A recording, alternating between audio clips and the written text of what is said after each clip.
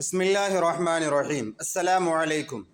چار ذہین بھائی دوستو، آج کی اس ویڈیو میں ہم عقل مندی اور ذہانت کی ایک ایسی کہانی سنانے جا رہے ہیں کہ جس کو سن کر آپ کے عقل و دماغ کی کھڑکیاں کھل جائیں گی اور آپ سوچنے پر مجبور ہو جائیں گے کہ ایسے لوگ بھی اس دنیا میں گزرے ہیں۔ دوستو، اس ویڈیو میں ہم ایک ایسے چار عقل مند بھائیوں کی کہانی بیان کر رہے ہیں جنہوں نے اپنی عقل مندی سے بادشاہ کو حرامی ثابت کر دیا، یعنی بادشاہ اپنے باپ کی اولاد نہیں ہے بلکہ ناجائز اولاد ہے۔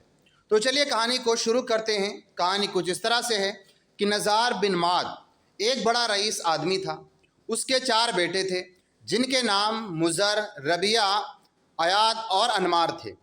نزار بن معد جب مرنے لگا تو اپنا مال چاروں بیٹوں میں تقسیم کرنے کے لیے اس نے چاروں کو بلایا اور کہا، بیٹو دیکھو، فلاں چیز مضر کی ہے، فلاں ربیہ کی، فلاں ایاد کی اور فلاں انمار کی، اور اگر مال کی تقسیم یعنی بٹوارے میں کچھ مشکل پیش آئے اور بانٹ نہ بیٹھے تو نجران کے بادشاہ افعی جرہمی شاہ نجران کے پاس چلے جانا۔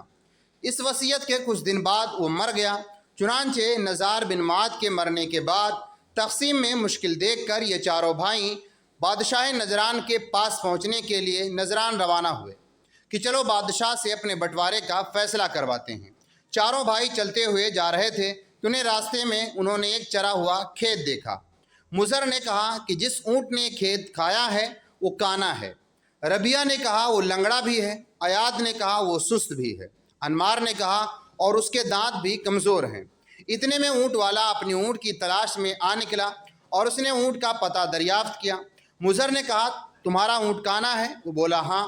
ایاد نے کہا اور وہ سست رفتار بھی ہے؟ اس نے کہا ہاں۔ انمار نے کہا اور اس کے دانت بھی کمزور ہیں؟ اس نے کہا ہاں۔ ربیہ نے کہا لنگڑا بھی ہے؟ وہ بولا ہاں۔ پھر چاروں نے کہا لیکن بھائی خدا کی قسم ہم نے تمہارا اونٹ دیکھا نہیں ہے۔ وہ حیران ہو کر بولا کہ نشانیاں تو تم نے ساری اور مکمل بتا دی ہیں، پھر میں کیسے مان لوں کہ میرا اونٹ تم نے نہیں دیکھا؟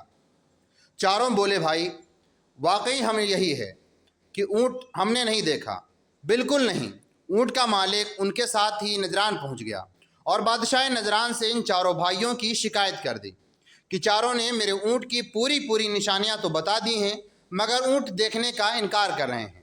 بادشاہ نے ان سے بن دیکھے اونٹ کی نشانیاں بتا دینے کی وجہ پوچھی تو مضر بولا جناب کھیت کو میں نے ایک سمت سے کھایا ہوا دیکھا اور دوسری جانب سے صحیح سلامت یعنی بنا چرا ہوا پایا تو سمجھ گیا کہ اونٹ ایک آنکھ کا اندھا ہے، ایک چشم ہے۔ ربیہ نے کہا اور میں نے زمین پر پیر کے ایک نشان دوسرے پیروں کے نشانوں سے بہت ہلکا پایا تو جان گیا کہ اونٹ ایک پیر سے لنگڑا ہے۔ ایاد نے کہا اور میں نے اس کی مینگنیاں یعنی گوبر کو بہت تھوڑے فاصلے پر مجتمع پایا، اس سے میں نے اندازہ لگایا کہ اونٹ سست رفتار ہے، اگر تیز رفتار ہوتا تو مینگنیاں دور اور منتشر پڑی ہوتی۔ انمار نے کہا اور میں نے کھیت کا نرم حصہ کھایا ہوا اور سخت حصہ چھوڑا ہوا دیکھا تو سمجھ گیا کہ اونٹ کے دانت کمزور ہیں۔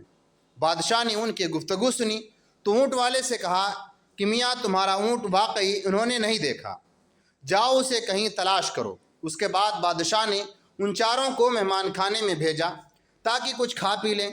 چاروں ایک کمرے میں پہنچے اور کھا پی کر مضر نے کہا کہ یہ شراب جو ہم نے پی ہے کسی قبرستان کے درختوں سے کشیدہ ہے۔ ربیہ نے کہا اور یہ جو گوشت ہم نے کھایا ہے کسی کتیا کے دودھ سے پلے ہوئے بکرے کا ہے۔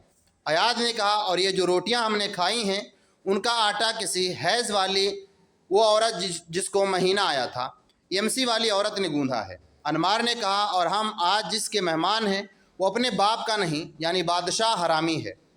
ان کی ساری یہ گفتگو جاسوس نے بادشاہ سے کہہ دی۔ بادشاہ نے فوراً شراب پسید کرنے والے کو بلا کر دریافت کیا کہ شراب کہاں کی تھی تو بادشاہ کے تیور دیکھ کر اس نے سچ کہہ دیا کہ حضور آپ کے باپ کے قبر پر لگے ہوئے پھلدار درختوں سے کشید کی گئی تھی۔ بادشاہ نے پھر قصاب کو بلایا اور پوچھا کہ گوشت کس چیز کا تھا؟ قصاب نے بھی سچ کہہ دیا کہ یہ گوشت کتیا کے دودھ سے پلے ہوئے ایک موٹے تازے بکرے کا تھا۔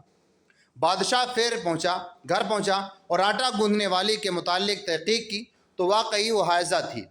ان تینوں باتوں کی سچائی معلوم کرنے کے بعد بادشاہ حیران ہو کر دل ہی دل میں کہنے لگا کہ اب تو چوتھی بات بھی درست ہی نکلے گی۔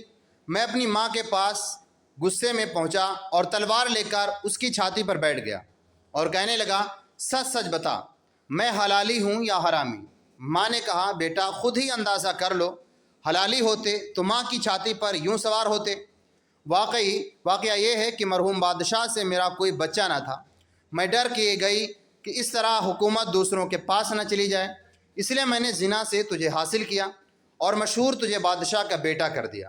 یہ حقیقت سن کر بادشاہ انتہائی کرب و ملال سے واپس آیا اور چاروں بھائیوں سے کہنے لگا کہ تمہاری ساری گفتگو میں نے سنی اور تحقیق کے بعد تصدیق بھی کر لی، مگر یہ تو بتاؤ کہ تم نے ان باتوں کا اندازہ کیسے لگا لیا؟ مضر نے کہا کہ جناب، شراب پینے سے چستی پھرتی اور مستی پیدا ہوتی ہے، مگر آپ کی شراب پی کر حزن و ملال یعنی دل میں غم اور سستی پیدا ہوئی۔ اس سے میں نے سمجھ لیا کہ کسی باغ سے نہیں بلکہ قبرستان سے کشید کردہ ہے۔ ربیہ نے کہا کہ بکرے کا گوشت پر ہمیشہ چربی اوپر اور بوٹی نیچے ہوتی ہے، برخلاف کتے کے گوشت کے کہ بوٹی اوپر اور چربی نیچے ہوتی ہے۔ اگر ہم نے جو گوشت کھایا وہ دوسری قسم کا تھا، یہ تو ناممکن تھا کہ آپ کے ہاں کتے کا گوشت پکتا، اس لیے میں نے اندازہ لگایا کہ بکرا کسی کتیا کے دودھ سے پلا ہوا ہوگا۔ ایاد نے کہا، اور حائضہ عورت کے گوندھے ہوئے آٹے کی روٹی سالن میں ڈالنے سے بکھر جاتی ہے اور اس کے ریزے الگ الگ ہو جاتے ہیں، چنانچہ ہم نے جو روٹیاں کھائیں ان کا بھی یہی حال تھا، اس لیے میرا اندازہ یہ تھا کہ آٹا کسی حائضہ عورت نے گوندھا ہے۔ انمار نے کہا، اور جناب کہ مرحوم بادشاہ بڑے مہمان نواز تھے اور ہمیشہ مہمانوں کے ساتھ بیٹھ کر کھانا کھایا کرتے تھے اور عزت و شرافت بھی اس میں ہے، مگر آپ نے تنہا ہمیں ایک کمرے میں بھیج دیا۔ اس سے میں نے اندازہ کر لیا کہ آپ اپنے باپ کے نہیں، ورنہ آپ بھی ہمارے ساتھ بیٹھ کر کھانا کھاتے۔ بس بادشاہ سلامت، انسان کی عادت دیکھ کر نسلوں کا پتہ چل جاتا ہے۔ پھر بادشاہ نے پوچھا، تم یہاں آئے کیوں ہو؟ وہ بولے، اپنے جھگڑے کا فیصلہ کروانے۔ بادشاہ نے کہا، تمہارا جھگڑا کا فیصلہ کرنا میرے بس کی بات نہیں ہے، مہربانی کر کے واپس جاؤ اور مجھ سے جو لینا ہے لے لو، اور خدا را اپنی یہ تحقیق کسی کو نہ کہنا۔ سبق: آج لوگ ایسے ذہین ہوتے ہیں کہ جہاں دوسروں کا ذہن نہیں پہنچتا وہاں ان کا ذہن پہنچ جاتا ہے، اور یہ عام لوگوں کی بات ہے، پھر جو اللہ کے خاص اور مقبول بندے ہیں ان کے علم و عرفان کی شان کیا ہوگی، اور ان کے لیے کیوں نہ کہا جائے کہ وہ ایسی باتیں جان لیتے ہیں جن کا ہمیں کچھ پتہ نہیں ہوتا۔